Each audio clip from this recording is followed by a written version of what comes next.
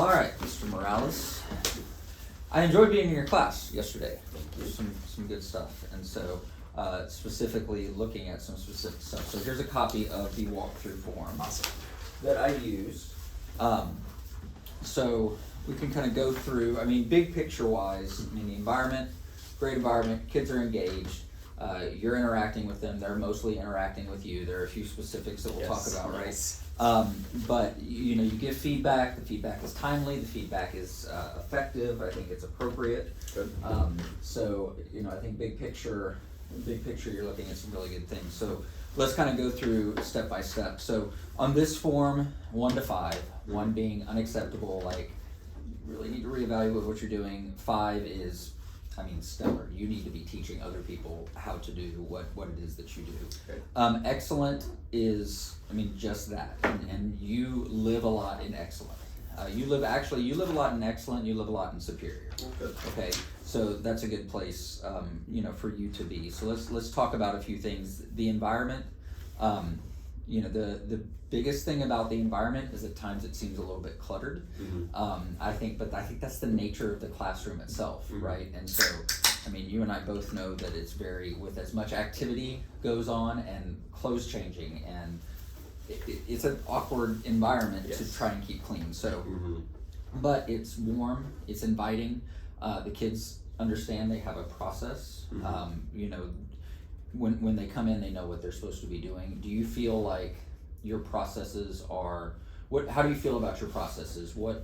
I feel like they are now locking in stronger than ever, because for the beginning of the semester we established at the beginning that they get 5 minutes to set everything up, and I think that 5 minutes was taken as you can do whatever you'd like for 5 minutes, as opposed to no, you have 5 minutes to get your stuff prepared, to get warmed up, and to start.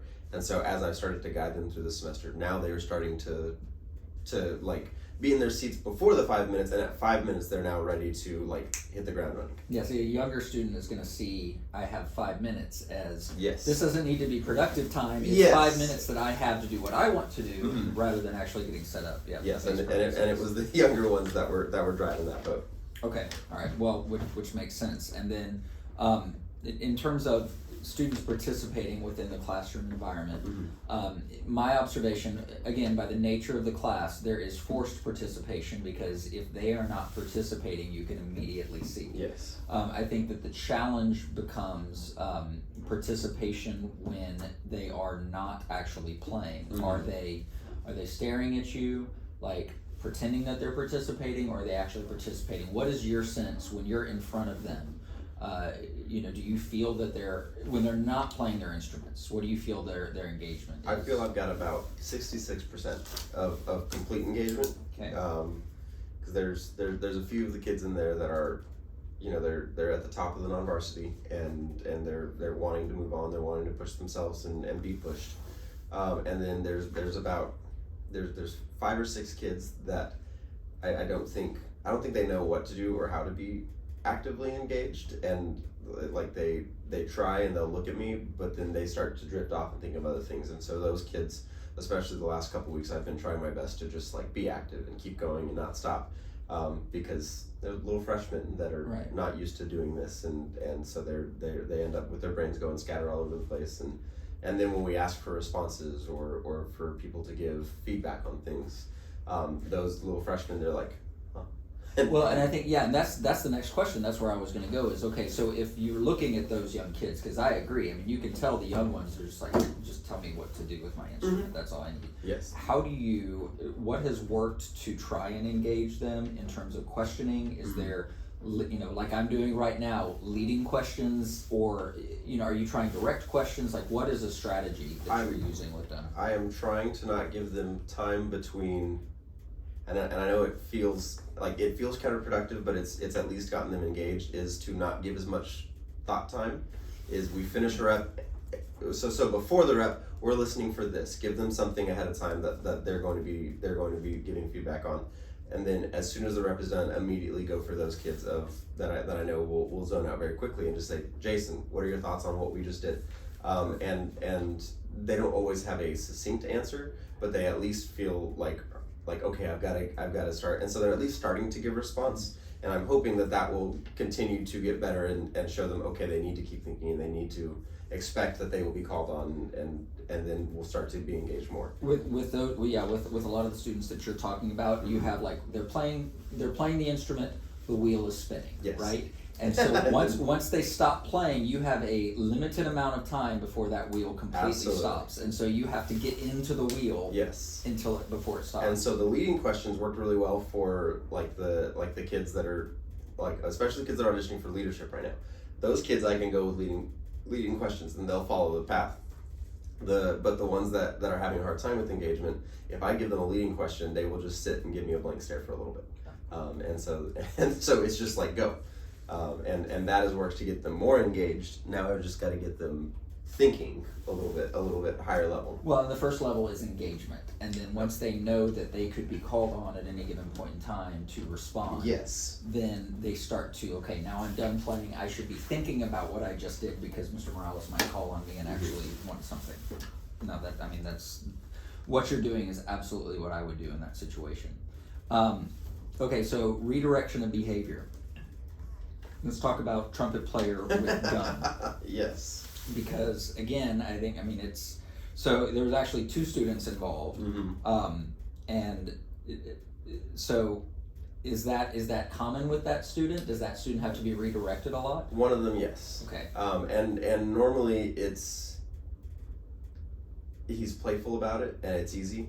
Normally it's stop doing this, do this, or give him a question, give him something to think on and to munch on for a little bit, and he redirects and is fine.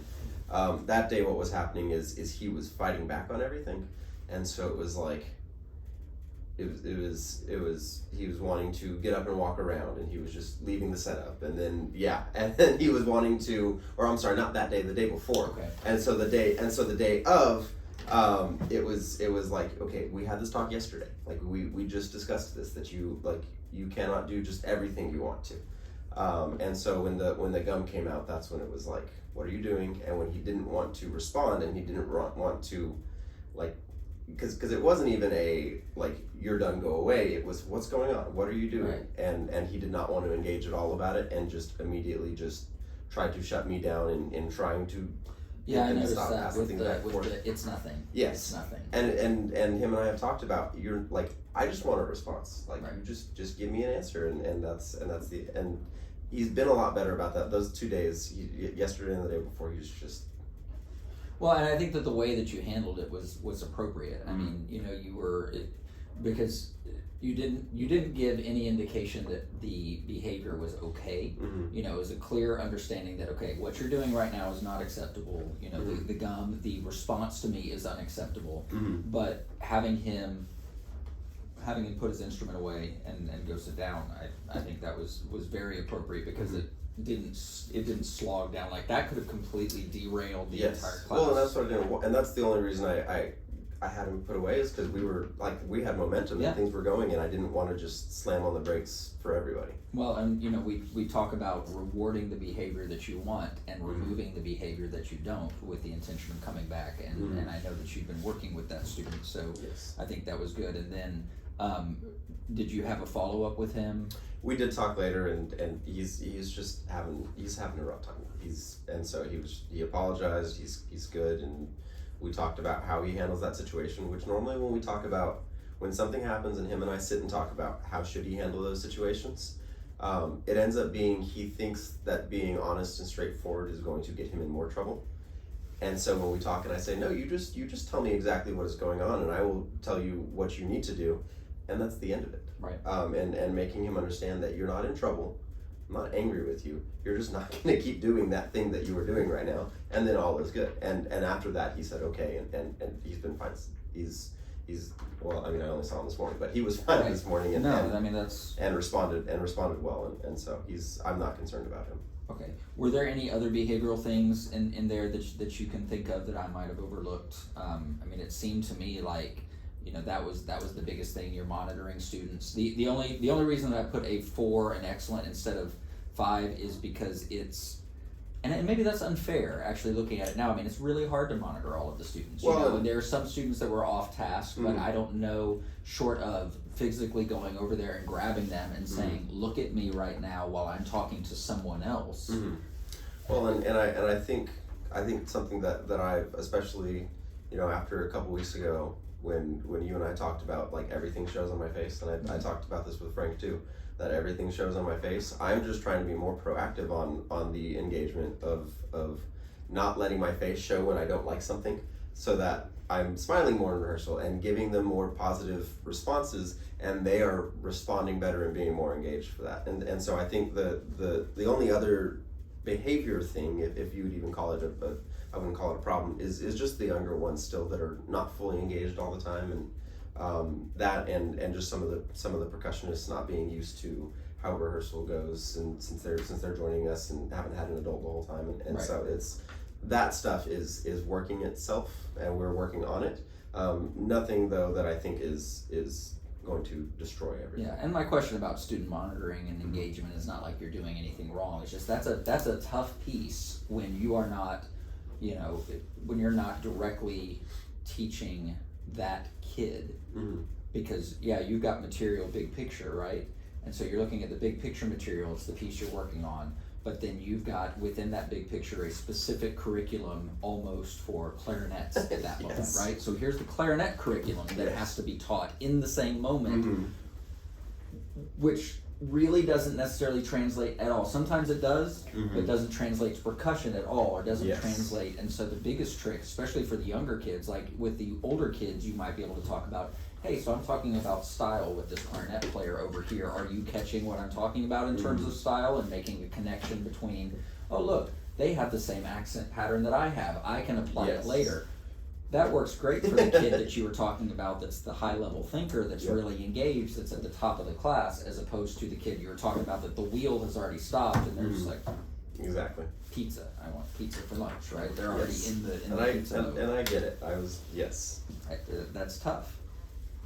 Content knowledge. I don't have any concerns about your knowledge of content. I think you're absolutely on level for where you are in terms of growth and development. And the thing that you know that encourages me when I watch you teach and watch doing this observation is that you had a response to everything, even if it wasn't a lengthy response.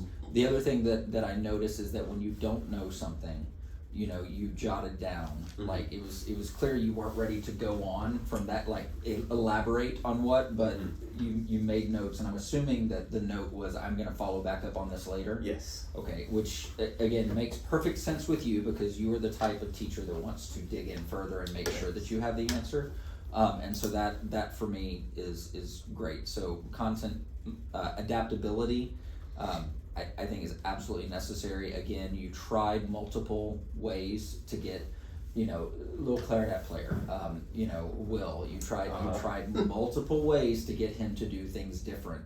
And it finally, I think on the third different, you know, variety of exercises, it finally clicked.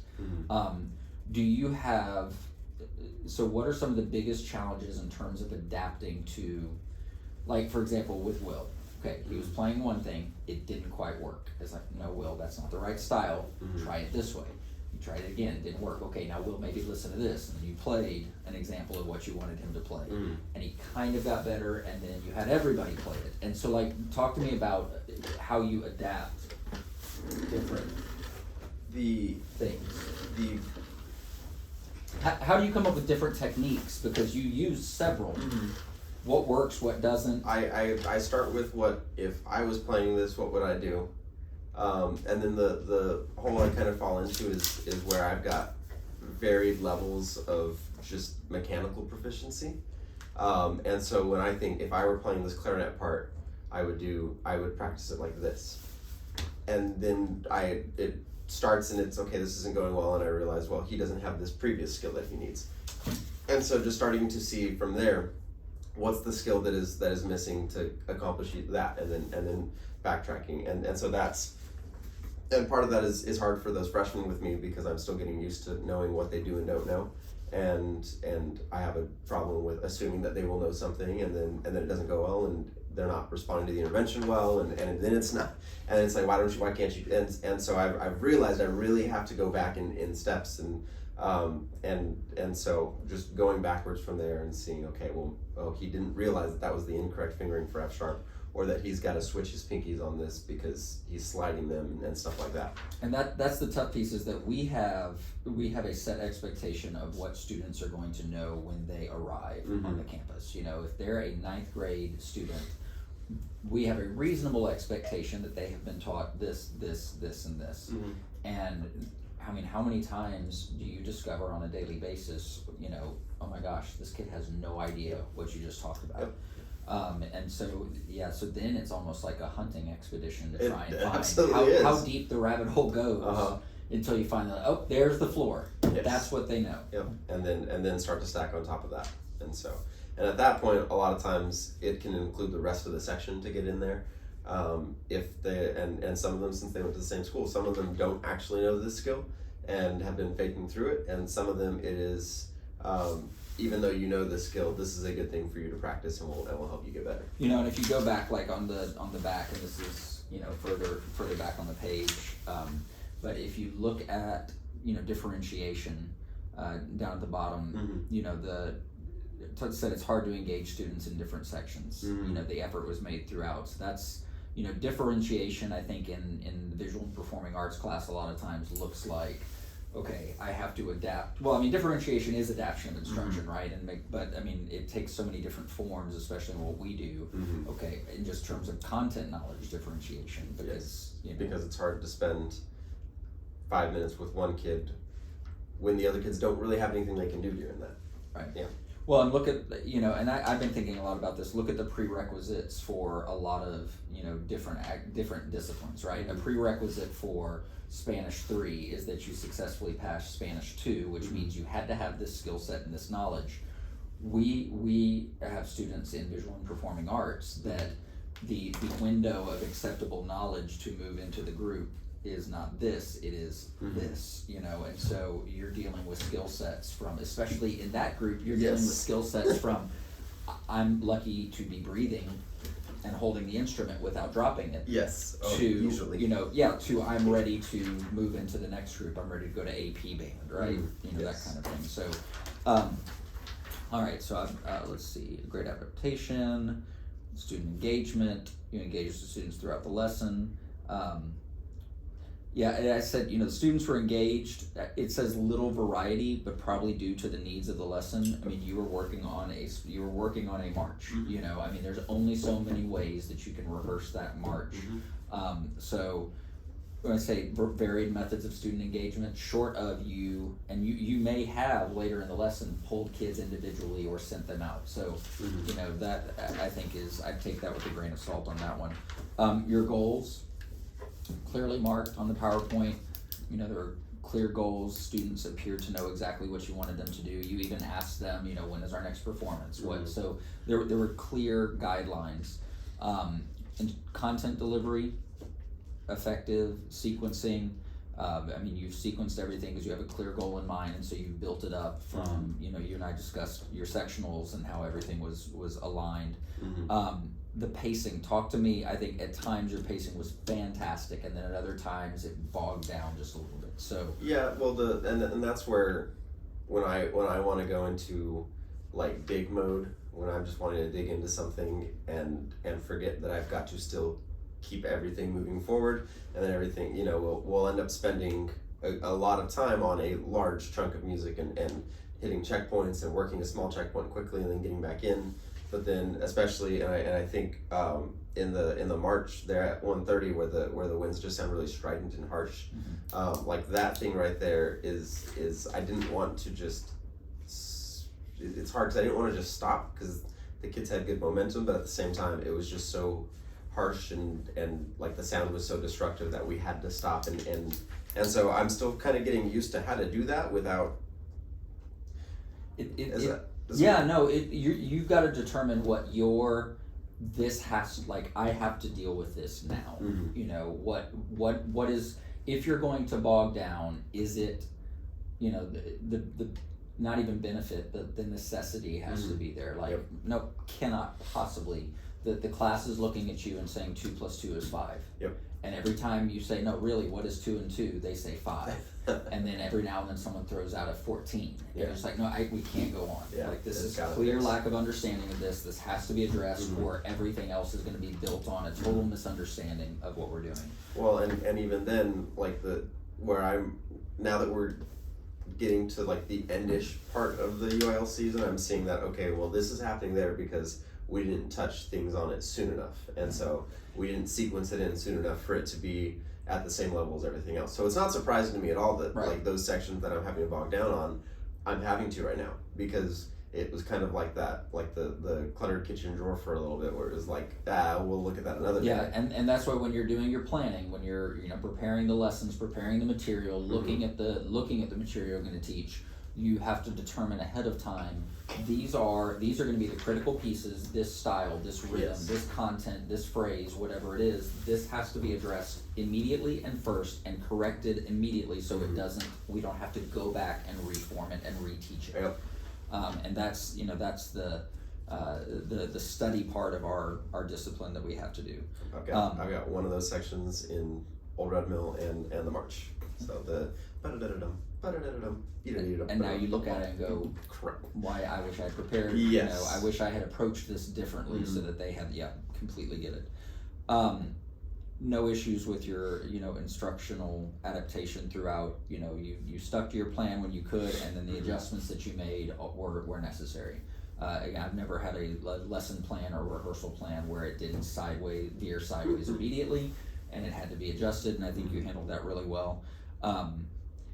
In general, your assessment, great feedback. The quality of the feedback was great. You were just always giving feedback, always on. There was not one segment that you played that you didn't comment on. And so that's good. You avoided the do it again while I think of what it is I'm supposed to give you feedback on. So, do you have any questions about anything that's on this form?